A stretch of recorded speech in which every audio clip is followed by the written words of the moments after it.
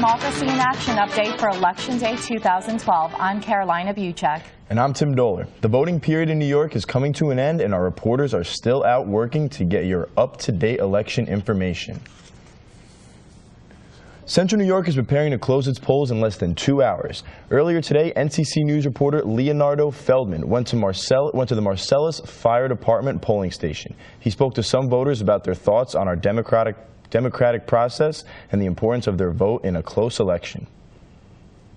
This is one of the closest elections in recent history. I went to the Marcellus Fire Department to speak to citizens about their right to vote. Many people took advantage of their right to vote today by going to the polls. The Marcellus Fire Department has around 3,000 registered voters, and more than half of them were there before 1 o'clock this afternoon. As soon as the voters walk in, they receive instructions from the volunteers. You just fill out the circle, make sure it's totally filled in of whichever person you want under each category. Then when you're done, you take it over to the black machines. Those are called scanners, and the paper will go in there any way you want it to. I mean, frontward, backward, upside down, and it should be fine. Some people struggle with the new scanners, but poll volunteers say other than that, the process ran smoothly. And those volunteers weren't exactly volunteers. So I thought it was an absolute volunteer job. It turns out they actually pay you for this, but that's not why you do this. So I thought I just wanted to do it to help. Whatever people call them does not matter, because they are here to help these elections be honest and fair, especially in such a close race. This is an incredibly close race. I don't think anybody's going to be able to predict it. So I think it's really important that everybody get out and cast a vote, no matter what your politics are. Not everyone is just interested in which president gets elected, but others care more about the local elections. I definitely think it's important to vote for who you believe in, especially local elections, because that's probably what's going to help you the most where you live. It's important to exercise your right to vote.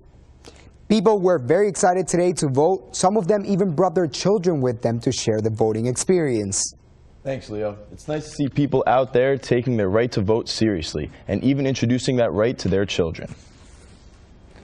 With a race that went into Election Day neck and neck and has uncertainties in key states, we can expect a long night ahead of us. It could be even longer if the election ends up coming down to swing state Ohio, or if voting irregularities spark legal challenges in any of a number of other critical states. If either situation were to occur, it would drag out the final decision into at least mid-November, some analysts say. We will start to get indicators shortly as results begin to roll in after the first wave of polls start closing at 7 p.m. NCC News reporter Kimberly Karuba went out to the Fayetteville-Manlius area to take a look at the voter turnout there. Kim is live in the newsroom with that story.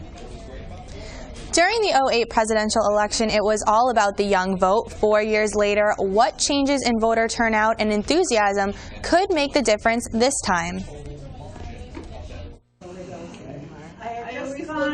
At the Fayetteville Free Library, voting systems specialist Liz Seeley says that early on this election day, the differences in voting between this election and last were evident. We've had more voter turnout here this election by 11 o'clock than we had then. Yeah, the parking lot of the library was totally full.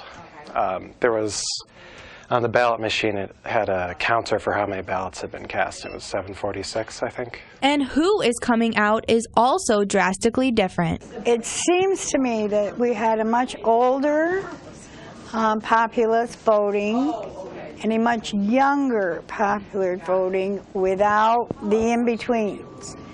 This time I'm seeing the older population and a much bigger middle population than we had in 2008.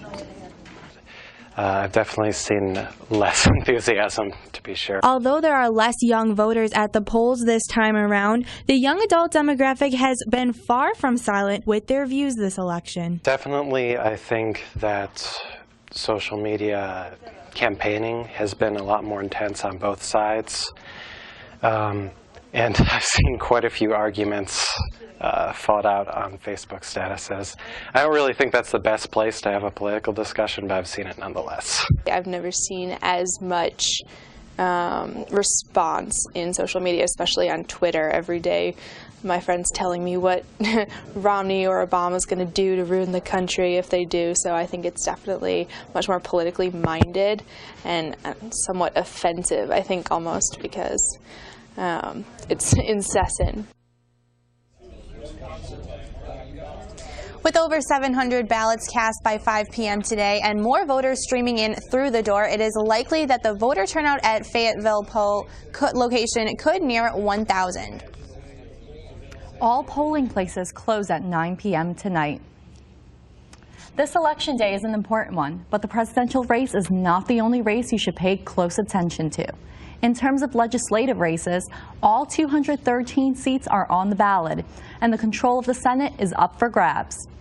New York State could help decide which party will end up controlling the House of Representatives, as Republicans on Staten Island and in the Hudson Valley, Northern New York, and in the Syracuse area are fighting for their jobs. Democrats are trying to hold seats in Buffalo, Rochester, and the Watertown area, and on Long Island. As far as the presidential race, there are more than 5,600,000 registered Democrats in New York State. There are more than 2,800,000 registered Republicans, creating roughly a 2-to-1 ratio in favor of Democrats, making this reliably Democratic state expected to go easily for Barack Obama. This has been a Democracy in Action update brought to you by NCC News. I'm Carolina Buchek. And I'm Tim Dolan. For all the latest news throughout Election Day, visit www.dia-cny.com/electionday.